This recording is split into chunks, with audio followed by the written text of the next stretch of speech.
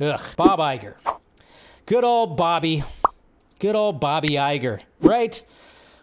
Here's what this motherfucker has to say about the strikes. We're in the midst of a writer's strike, and very likely it would seem to have a actor's strike.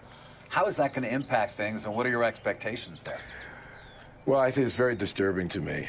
We've Disturbing. talked about disruptive forces on this business and all the challenges that we're facing and the recovery from COVID, which is ongoing. It's not completely back.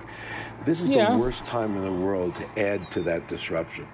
I understand any labor organization's desire to work on the behalf of its members to get the most compensation, to be compensated fairly based on the value that they deliver. We managed as an industry to negotiate a very good deal with the Directors Guild that reflects the value that the directors contribute to this great business. We wanted to do the same thing with the writers, and we'd like to do the same thing with the actors. There's a level of expectation that they have that is just not realistic.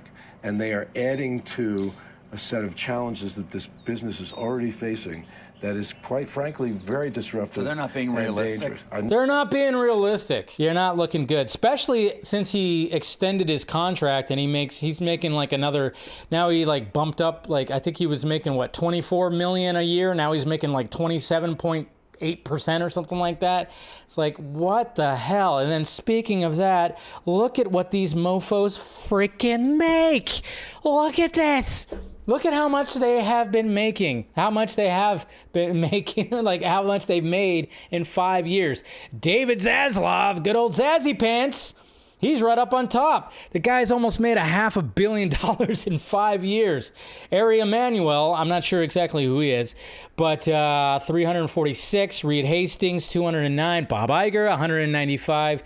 Ted Sarandos, 192. The greed.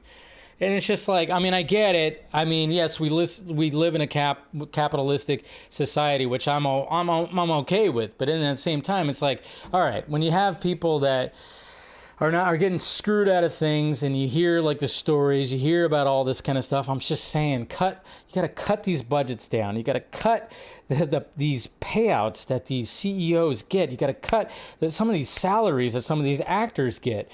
And it just seems like, what's going to end up happening, in my opinion, like I said, I don't know like the full logistics of everything. I'm just kind of just what I just see and hear and whatever the hell.